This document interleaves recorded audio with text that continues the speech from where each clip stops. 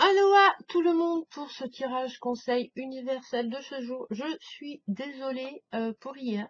J'avais fait une belle vidéo avec du papotage et je sais pas, elle a pas voulu télécharger. Enfin, il n'y a eu qu'une partie, c'est dur. Donc, eh ben, vous savez pas, mais si on n'a pas eu, c'est qu'il y a eu une raison et on la découvrira certainement plus tard ou peut-être jamais, remarque. Donc, aujourd'hui, toujours avec l'oracle égyptien de femme actuelle, voilà, que je pense vous présenter, voilà, sur une présentation. Et j'ai l'Anaka, le petit le normand que je viens de recevoir, que je vais vous présenter. Mais le book étant en anglais et comme c'est une créatrice que j'aime beaucoup, je vais le lire. Enfin, je vais le traduire et le lire après, voilà. Mais je vous présenterai quelques cartes parce qu'en fait, je travaille le petit le normand, mais j'ai un peu, c'est pas que j'ai du mal à me connecter aux cartes, hein, c'est pas ça. J'ai plusieurs sortes, mais j'arrive pas à trouver le jeu où tout me, enfin, il y a des cartes qui nous plaisent pas des fois, mais où la majorité me plaît, où ça m'inspire. Parce que le petit le normand, ça reste quand même, même bon à la base, il y a quand même un travail sur les images, sur les cartes à avoir, sur l'interprétation. Enfin, pour moi, après, ça reste, voilà, c'est mon travail hein, que j'ai fait sur le petit le normand. Et du coup, vu que j'ai adoré et que je travaille et que je suis très connectée à l'Anaka Tarot, j'ai commandé le petit le normand. Et franchement, je suis hyper contente. Et en fait, j'ai kiffé parce que c'est très très rare. Je vais peut-être vous la montrer. Bon là, on va faire le tirage conseil après. Ne vous affolez pas. Mais je vais la retrouver. Il y a enfin, en fait, les présentations sont très différentes. Voilà. Par exemple, la lettre. Vous voyez, d'habitude, on la voit, elle est cachetée, elle est prête à envoyer. Là, la personne est en train d'écrire. Commencer. Donc, voilà. Et l'anneau aussi. L'anneau, c'est assez original, je trouve. Je ferai. Mais moi, ce qui m'a fait craquer, parce que enfin voilà, j'ai eu, je l'ai eu, cette brave bête, enfin cette race. Et c'est un chien qui est assez, voilà. C'est un bouvier bernois, et avec le bouvier bernois, c'est une grande histoire. En fait, voilà. Depuis, je l'ai eu, je devais avoir 30 ans, et depuis l'âge de 17 ans, je rêvais d'avoir ce chien. Parce que j'avais vu une affiche chez mon meilleur ami dans son garage. Et je lui dis, c'est quoi comme chien? Elle me fait, c'est un bouvier bernois. Et ça a été, voilà. Et elle a partagé ma vie pendant 9 ans. C'est des chiens qui sont mais qui ont une grande force d'adaptation. Par contre, c'est unique. C'est-à-dire qu'ils se laissent, si vous pouvez pas le donner en fait. Si vous l'avez, c'est jusqu'à sa mort. Enfin voilà, vous pouvez pas l'abandonner, c'est pas possible parce que il se laisse mourir de tristesse et de faim. Et, donc voilà. Et voilà, ça c'est voilà. Donc j'ai acquis ce jeu-là parce que je travaille sur le petit le normand et j'approfondis mes arcanes mineures sur le tarot de Marseille parce que moi j'aime pas faire qu'une chose en fait parce que je m'en lasse. Voilà. J'ai besoin d'apprendre, de digérer, de réfléchir au truc, mais il faut que je fasse quand même autre chose à côté. Donc je travaille les deux. Voilà, c'est assez sympa. Donc l'énergie, la carte dominante, l'énergie, le conseil dominant, c'est Horus. Alors c'est l'œil d'Horus. Et ben là, hein, on a, ça annonce de la protection, de la grandeur aussi dans tous les domaines, hein, parce que voilà, il a quand même sa coiffe de chef, de roi en fait. Et puis, moi, je trouve que, voilà, avec les signes autour, aux quatre angles, ça me fait penser à la carte du monde un petit peu. Voilà, dans cette énergie-là. Donc, très positif. En fait, c'est aujourd'hui, je suis souverain de ma vie. Voilà. Ça va peut-être pas plaire à tout le monde, qu'on prenne notre vie en main, qu'on ne dépend pas du regard, de l'image des autres. Donc, voilà. Et de la protection. Donc,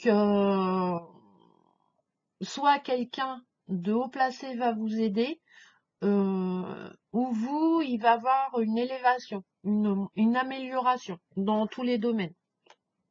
Voilà, donc c'est une bonne carte. Vous n'avez pas vu le tirage, mais elle est déjà apparue. Donc c'est une énergie qui va quand même rester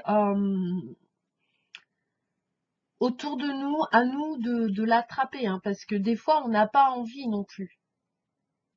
On pense qu'on n'y a pas le droit. L'homme se met des barrières, voilà, mais si, on a le droit. Donc voilà, l'énergie d'Horus aujourd'hui. Ensuite, j'ai la carte 41 Manimisi. Alors après, je ne sais pas si je la prononce bien. Voilà, une belle, très belle carte. Et ben là, si vous voyez, il y a c'est un peu la roue. Vous voyez au-dessus, il y a un peu la roue là, cette sensation. Là, on est dans l'activité en fait. On va peut-être avoir, comment dire,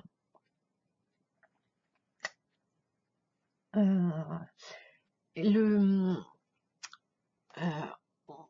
on n'a pas cueilli tous les fruits en fait de ce qu'on a planté, les graines qu'on germé, etc. Et puis bah là, ça serait peut-être temps de toutes les ramasser et d'avoir confiance en ce que je dépose comme graines dans la terre, avoir confiance que ce qui poussera sera vraiment bénéfique pour moi à terme, une fois le résultat accompli. Alors le problème, c'est qu'on aimerait bien avoir le contrôle sur le résultat pour être sûr qu'il soit favorable. Les résultats sont toujours, il y a jamais rien de négatif. C'est pas un négatif négatif. Il y a toujours, comme je dis, un petit bonheur. Pourquoi, voilà, pourquoi vous êtes arrivé à ce résultat-là? Qu'est-ce qu'il y a? Est-ce que je l'ai pas assez arrosé? Est-ce que je me suis pas assez à côté de cette graine? Est-ce que c'était vraiment la graine que je dirais à ce moment-là et instantanément plantée pour moi? Ou est-ce que je l'ai plantée par rapport aux autres et pour les autres? Mais aujourd'hui, on nous demande vraiment d'avoir confiance en ce qu'on va récolter. Ayez confiance en vos désirs les plus profonds, en vos rêves les plus profonds. Et oui, commencez par vous aimer, c'est hyper important. Je le répète et je signe et alors les gens me disent faut aider son prochain pour être heureux et tout. Si t'es malheureux, tu mets un pansement en allant aider les autres. Voilà, tu te valorises. Enfin, il n'y a pas de valorisation. La valorisation, elle vient de toi intérieurement. Toutes tes solutions sont en toi. Même si des fois on doute. Hein. C'est ça le chemin de l'éveil spirituel. Mais s'aimer, ayez confiance en vous déjà. Et si les autres ils sont pas contents, eh ben c'est pas grave. C'est que leur vibration ne s'adapte plus à vous. Donc ils partiront d'eux-mêmes ailleurs, voilà, où le lien que vous avez créé va changer. Mais voilà, faut persévérer. Aujourd'hui, c'est de la persévérance et aller jusqu'au bout des choses. Et comme on a Horus qui est assez protecteur, ça va pas être. Faut pas faire ça dans les énergies basses. Faut vraiment, voilà, prendre tout ce qu'on, la protection, l'amour, tout simplement, l'amour de soi. Quand on fait les choses pour l'amour de soi, obligatoirement, ça va rayonner autour de vous. Alors pas tout de suite, pas dans l'immédiat, mais quand même, voilà. Alors, ensuite, j'ai tiré la carte de la momie. Alors c'est une carte qui est un peu négative, enfin qui est négative dans ce jeu parce que on se sent, il est- euh, vu qu'on va récolter les fruits pour nous et planter des graines pour nous, et ben on va peut-être se sentir, il va peut-être avoir cette énergie un petit peu d'isolement, de faire les choses en cachette pour pas être jugé, et du coup on va se sentir piégé. On va se avoir des difficultés à s'exprimer au niveau du travail. En amour, c'est pareil. Ça va être est-ce que je me livre ou est-ce que je me livre pas à la personne avec qui j'ai envie de partager quelque chose? N'oubliez pas que les relations humaines, prenez-le comme ça, enfin après c'est les chagrins d'amour restent des chagrins d'amour, mais comme une aventure humaine, une aventure de développement personnel, une aventure. Et dans les aventures, bah voilà, il y a des fois ça clash. Et puis on avance avec des gens différents, avec des envies différentes. On n'a pas les mêmes envies d'aventure quand t'as 10 ans que t'en as 40. Moi, mon aventure, c'est la Polynésie française. Je sais que je vais y aller. J'y suis déjà allée, j'y suis certainement née dans une vie antérieure pour, enfin, il y a beaucoup de choses. Euh, c'est un projet long parce que j'ai des choses à clôturer. Il faut que je clôture ma vie de maman, euh, une femme de patron, etc. Et puis pour l'instant, j'ai d'autres désirs, d'autres projets. Mais ce projet-là, il est là, il reste là et il est ancré. Hein. Je peux pas faire autrement. C'est pas possible. C'est c'est viscéral que j'aille en Polynésie française. Alors le problème, c'est que France-Polynésie française, financièrement, voilà. Et puis le temps aussi, parce que je partirai pas. Mais voilà, c'est un peu ça. C'est qu'on pose des fruits, c'est vachement personnel, mais du coup, ça nous isole aussi, et du coup, on se sent peut-être, on va peut-être se sentir otage un petit peu. Mais on est otage de qui? De nous-mêmes, parce que le regard des autres, voilà, nous influence dans notre vie. Mais est-ce que c'est un épanouissement dans notre vie? J'en suis pas certaine sur certains regards et jugements. Donc voilà. Donc et la dernière carte, c'est Cléopâtre. Alors, c'est des mains avec une figure qui se concentre un petit peu là. Je sais pas. Vous voyez, là la momie, elle est allongée. Là, on est debout. Donc c'est pas, là c'est pareil, il y a une notion d'élévation. Et ben là, en plus, là c'est la carte, Cléopâtre, c'est la carte vraiment des opportunités immédiates à saisir, de la chance. Voilà. Donc, alors saisir la chance, c'est une énergie qui est un peu marrante parce que on dit souvent et de la chance pour saisir la chance. Ah ouais, de la chance. Donc en fait, c'est surtout d'y croire. Voilà.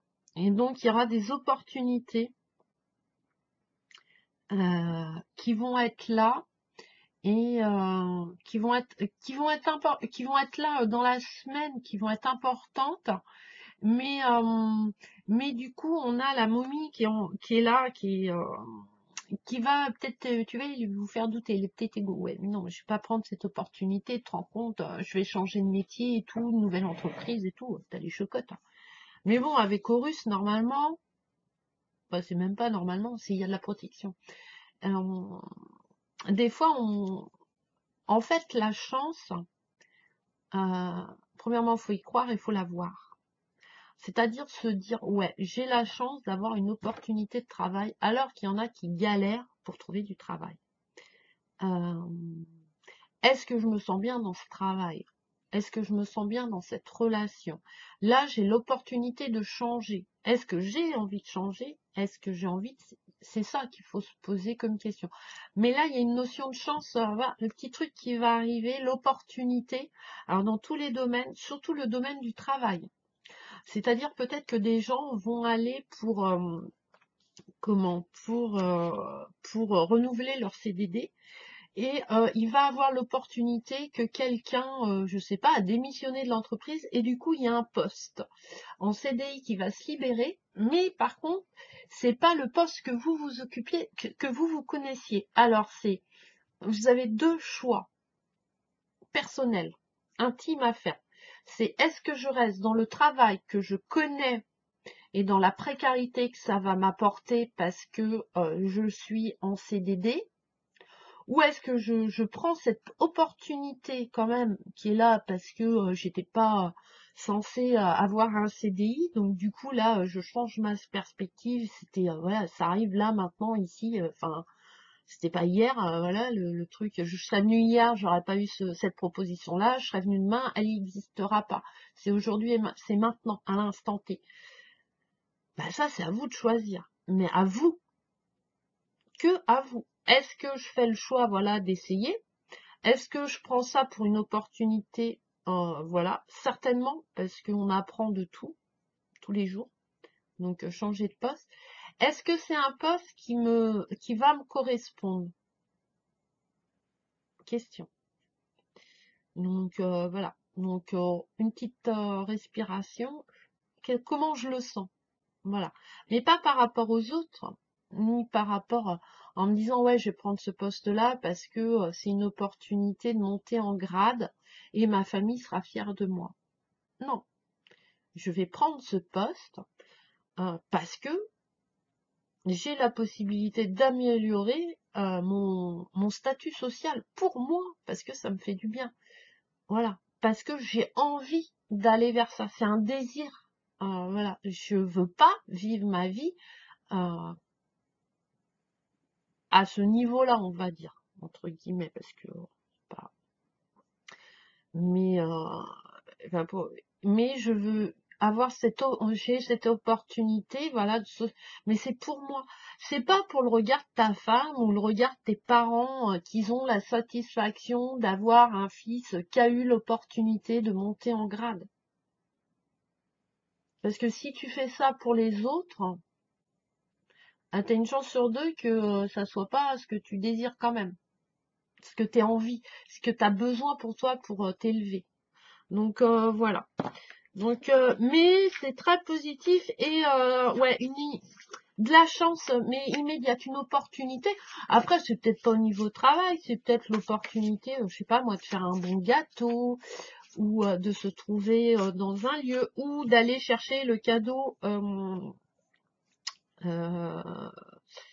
de vos beaux-parents que vous aviez toujours pas trouvé. J'espère. Le problème, c'est que j'ai pas de voiture, donc jusqu'au 15 janvier. Donc pour aller faire les achats de Noël, bon, il y a Internet, mais ce que je veux, je l'ai vu. Enfin, sur personne, je l'ai vu. Donc j'ai pas besoin.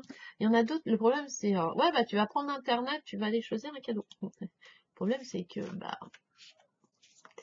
le problème, c'est que je n'ai aucune idée. J'ai des beaux-parents et des parents extraordinaires, mais j'ai aucune idée de ce que je vais leur offrir.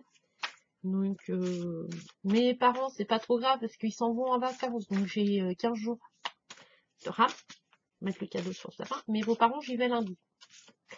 Mais voilà. Mais je vais accueillir ça. Hein. C'est un Noël très très bizarre, en fait. Je sais pas si... Enfin, moi, il se passe pas du tout comme enfin, pas comme j'ai prévu, mais comme la société a prévu que ça allait se passer. Alors pourquoi, comment, je sais pas, mais je vais savoir, hein, de toute façon, j'aime pas rester dans l'ignorance, donc il va falloir qu'ils me répondent. Hein. Alors, pour aujourd'hui, j'ai changé, j'ai pris, parce que j'ai fait un essai live, donc jeudi live, jeudi soir, à partir de 7h30, je pense, je vais voir l'horaire par contre. Faire un live de papotage sur le thème, je sais pas, mais on verra bien. Et du coup, en faisant mon essai, j'ai pris Gaïa. Donc je reprends Gaïa, elle est sur mon bureau. Donc j'adore Kimi Carmine. Je trouve qu'il fait des très belles cartes. Après, ces jeux se ressemblent. Hein, voilà, ça, mais il fait des très beaux jeux qui vibrent vraiment, qui répondent beaucoup et on peut aller voilà dans la guérison, etc. Et Voilà, une connexion avec Gaïa qui est super.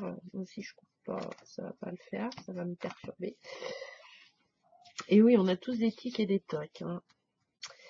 Alors, Sacré-Cœur, passion, amour, communication spirituelle. Donc voilà. Donc aujourd'hui, pensez avec amour, mais vraiment, vous voyez, avec cette énergie pure là, qui est sans illusion, sans truc là. Voilà, faites les choses dans cette, peut-être même avec une petite énergie d'enfant un peu, voilà. Oui, enfin sans peur. C'est pas, enfin je vous dis, mais c'est pas facile. Moi en ce moment c'est pas facile. Hein. Je prends sur, enfin je travaille en ce moment sur moi. C'était pas prévu à la base, mais voilà. Alors, la carte 12, Sacré-Cœur, passion, amour, communication. Alors.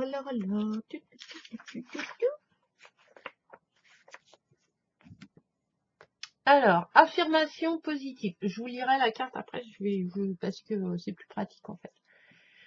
Affirmation positive. Je suis à l'écoute de ma sagesse, de ma lumière intérieure, de l'amour. L'amour me guide, encore et toujours. Je profite d'autrui, hein, je fais profiter, autrui de mon énergie, de ma sagesse, de ma lumière, sans l'imposer quand même, hein, sans jugement, etc. Voilà. Après, il en fait ce qu'il en veut, la personne.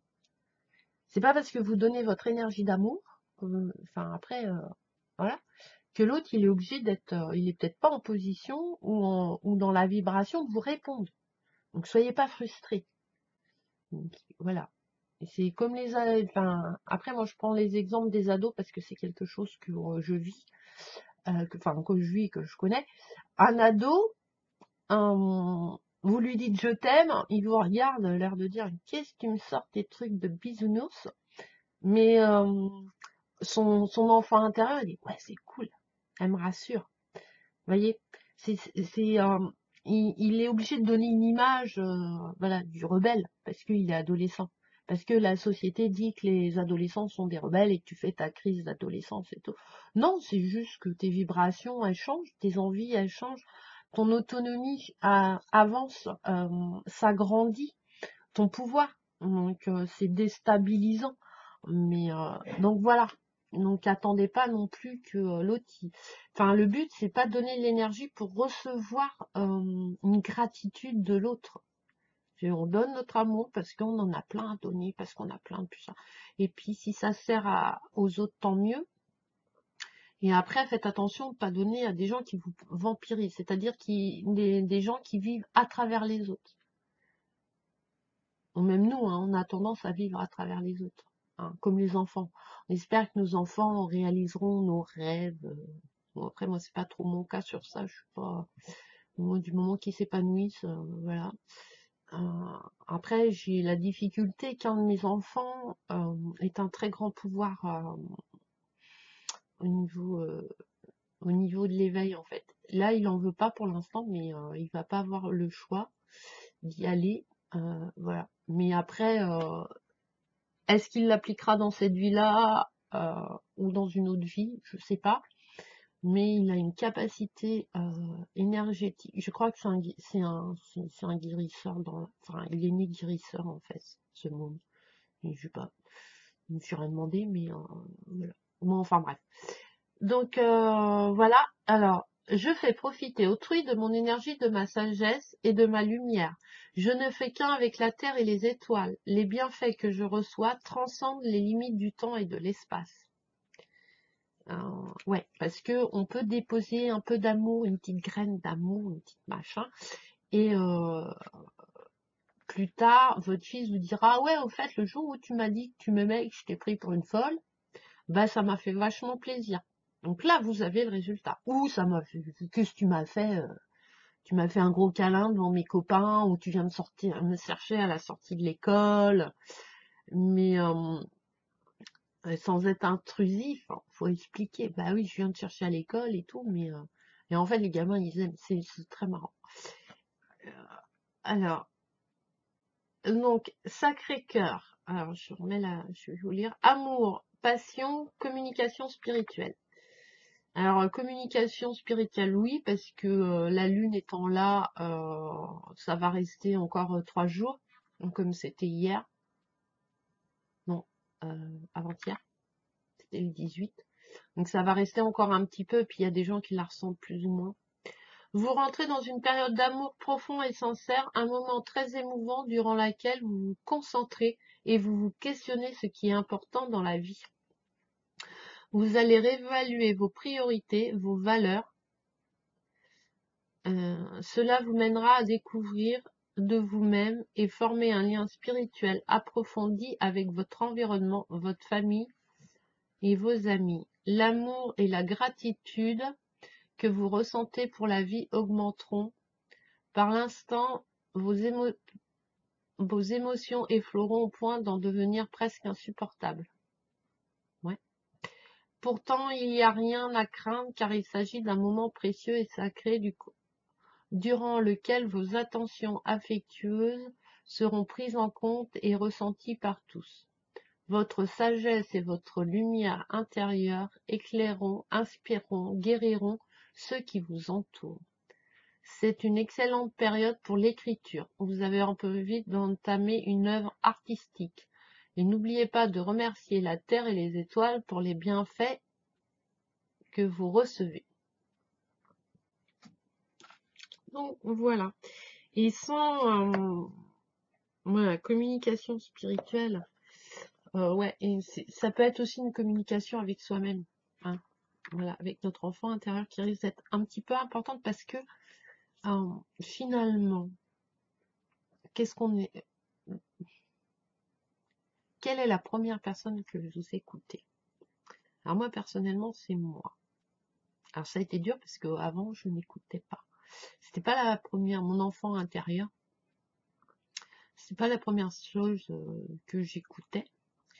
Je l'ai écouté pendant très longtemps parce que c'était instinctif chez moi. Voilà. Après, en grandissant, il y a eu on m'a pollué un petit peu, donc et puis à l'époque, c'était pas super évolué au niveau éveil spirituel, développement personnel et tout. Enfin voilà. Donc je l'ai un peu enfermé. Alors voilà. Je suis rentrée un peu en mode guerrier. Donc guerrier, c'est la colère, le combat. Et c'est un peu ça, c'est écouter. La première personne que vous devez écouter, c'est vous. Alors pas votre ego, hein, attention. Alors ça s'apprend. Parce qu'on me dit, ouais, comment tu fais? Mais tu sais, hein. Enfin moi, il y a des trucs, je sais. Alors pourquoi je sais? Je sais pas, mais je sais. Voilà, je sais quand... pourquoi je fais cette chose? Pourquoi... par exemple, les cadeaux. Pourquoi moi, j'adore faire des cadeaux. En fait, et offrir un cadeau, c'est hyper égocentrique, hein, c'est hyper égoïste, hein. Déjà, t'envoies un truc à quelqu'un qui va être obligé de garder chez lui. Alors, si ça lui plaît pas, c'est un peu le bordel. Et puis, quand tu arrives avec un cadeau chez quelqu'un, tu sais que la personne, elle va avoir de la gratitude instinctive, des remerciements instinctifs. Elle va être gentille avec toi. Même si elle fait l'hypocrite, elle va pas t'attaquer. Tu lui as offert un cadeau. C'est un signe de paix. Donc tu te protèges, parce que t'en as marre de te faire attaquer à tout bout de champ quand tu vas chez les gens. Après, il y a la satisfaction aussi de chercher le cadeau, d'avoir voilà, ce plaisir d'aller fouiner. Parce que moi, je n'ose jamais des cadeaux standards, on va dire. Enfin, chez moi, pour une louloute qui avait le Noël dernier, j'ai offert un Bernard l'Ermite, hein. Voilà. Donc j'arrive avec des choses qui sortent un petit peu de l'ordinaire ou des choses artisanales. Voilà, donc il y a une recherche. Et ça, j'adore ça. J'adore. J'adore faire les magasins, les boutiques, pas quand tu fais la corvée de courses alimentaires, mais parce que je vais découvrir des choses, je vais à la rencontre de choses et tout, et je trouve ça super sympa. Et c'est un peu ça le cadeau. Voilà. Et après, il y a le cadeau pour se faire reconnaître. Ah ouais, t'as trouvé un super cadeau, ouais, machin. Et puis moi, enfin, on fait quasiment toujours appel à moi, en fait, quand je cherche un cadeau, quand il y a un cadeau collectif et tout, c'est... Bah, moi, j'ai le temps, déjà, vu que je travaille pas. J'ai le temps de faire les boutiques. Et j'ai le temps aussi, voilà. Donc, c'est souvent moi qui m'y colle. À moins que ça me plaît pas. Au moins que je suis pas dans une... voilà. Mais voilà, pensez à cette notion de cadeau. C'est quoi un cadeau pour vous? De se faire, quand on vous dit faites-vous des cadeaux, faites-vous des cadeaux, pas matériels, hein, des cadeaux. Cadeaux de la vie. C'est quoi un cadeau de la vie? Et moi j'ai travaillé là-dessus l'année dernière parce que voilà, c'est tout bête, hein, mais quand j'ai commencé, il y a Oracle de Velours qui a fait un concours. Je ne gagne jamais. Les tombolas pour les gamins, les kermesses et tout. Moi, je gagne jamais. Enfin, jamais. Parce que pour moi, gagner au jeu, c'est être malheureux en amour. C'est ce qu'on m'a inculqué toute petite. Et c'est le rapport avec l'argent a été... Enfin, c'est très spécial. Voilà. En plus, je suis... alors, enfin, je suis numéro 8, donc je suis très matérialiste. Donc, je gonfle et je me dégonfle. Ça, il n'y a pas de problème. Mais en même temps, je suis très lunaire. Donc, je suis très immatériel. Donc, je suis poisson. Donc, c'est... voilà, moi, j'ai les deux. Hein. Moi, je suis deux. Voilà. Et voilà. Et cette notion-là de cadeau, pourquoi je le fais? Mais en fait, parce que ça me fait plaisir. Ça me fait plaisir de recevoir les louanges des autres. C'est tout. C'est kiffant de voir mes petits loups avoir les yeux écarquillés et vous dire oh là là, ah ouais, ouais, ouais, ah ouais, ouais, ah ouais, ouais. Voilà, c'est ça qui est important. Je crois que c'est même ce qui est plus important. Ouais, c'est de voir pétiller de la surprise des gens. Moi, c'est ça qui me fait kiffer. Et ça me remplit de plaisir, ça me remplit d'amour. Donc, obligatoirement, ma vibration, elle augmente. Et après, est-ce que c'est une valorisation? Certainement, oui, parce je suis pas parfaite, loin de là. Mais voilà, travailler cette notion un petit peu de générosité, de cadeau, de gratitude. Parce que la gratitude, c'est un cadeau, hein, c'est un remerciement.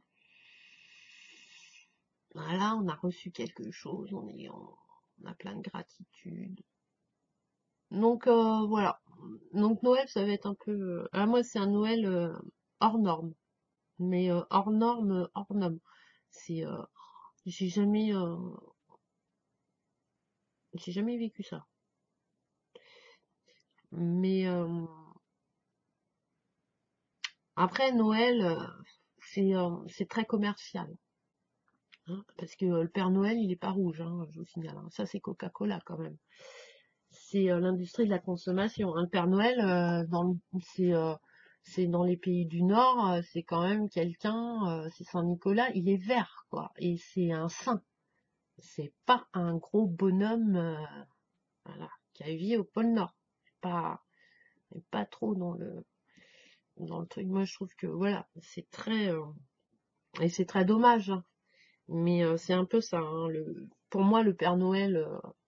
Après, je vis dans la société, mais le Père Noël en lui-même,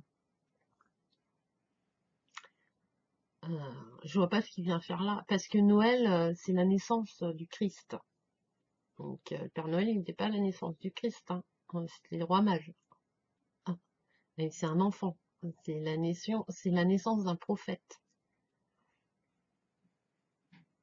Donc, qu'est-ce que vient faire le Père Noël? Apporter des cadeaux. Les mages, c'était pas des cadeaux dans le sens pour faire plaisir à Jésus, hein, quand même. Si vous regardez bien, c'est pour le représenter. Voilà. Les cadeaux qu'ils ont faits ne sortent pas comme ça d'imagination. Il n'a pas eu une PlayStation, hein, Jésus. Il a eu de l'or, il a eu de la myrrhe, et le troisième, je sais plus c'est quoi. Mais voilà, la myrrhe, c'est quand même la notion de mort. Il y avait déjà la notion de mort et de résurrection. L'or, c'est tout ce qui est matériel, tout ce qui appartient à la terre. Et l'autre, je sais plus. Donc, qu'est-ce que vient faire le Père Noël rouge, le bonhomme de Coca-Cola, voilà, dans les fêtes? C'est Voilà. Puis après, le sapin. Parce que Noël, après moi je parle en France, hein, après voilà, après moi je suis pas pratiquante, je suis pas voilà. Après oui, j'ai fait du caté et tout, j'ai fait. Enfin voilà, mais j'étais en école privée, donc la religion, j'ai une relation très ambiguë avec la religion catholique. Après moi j'avais une grand-mère qui était très croyante et très pratiquante. Mais n'étant pas issue de son pays, elle n'allait pas à l'église. Voilà, ça c'est super. Mais elle avait toujours un chapelet. Donc c'est très ambigu. Mais voilà, le Père Noël, enfin voilà, c'est pas. Il y a deux choses différentes. Donc et pour moi le Père Noël, ouais, c'est coca, c'est du commercial quoi. Donc ces notions de cadeau, elles sont voilà, la notion de cadeau, faut un peu la travailler. Et, et moi, quand je vois les enfants qui se permettent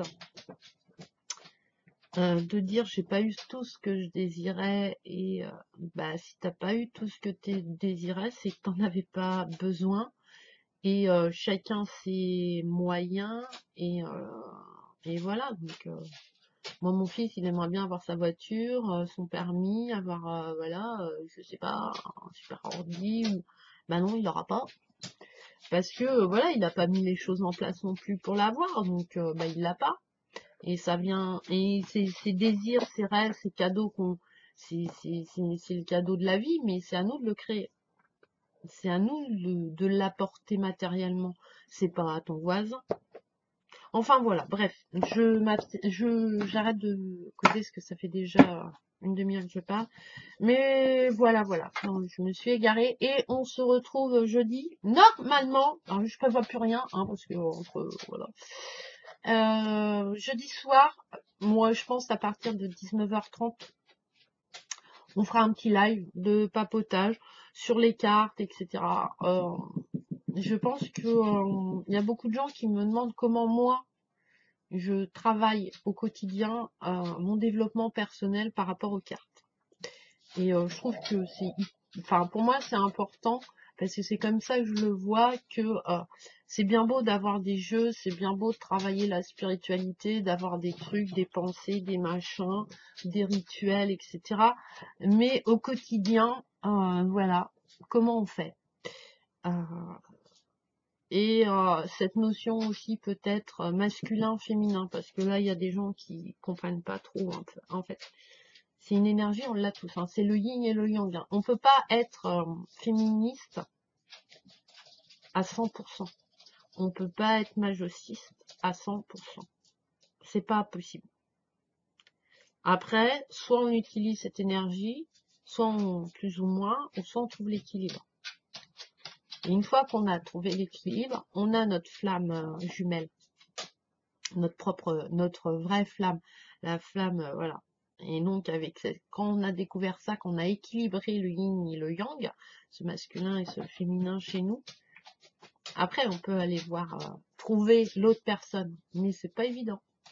Donc, voilà. Donc, je vous embrasse. On verra. On papotera par rapport aux questions. Voilà, parce que je sais maintenant, j'ai la chat, enfin, j'ai vos commentaires en direct. J'ai fait des essais cet après-midi. Donc, voilà. Enfin, hier. Enfin, vous avez la vidéo aujourd'hui, mais j'enregistre hier quand même. Donc voilà, allez, je vous embrasse. Plein de bonheur dans vos vies, plein d'énergie haute, et on se retrouve à la prochaine vidéo. Bisous, bisous.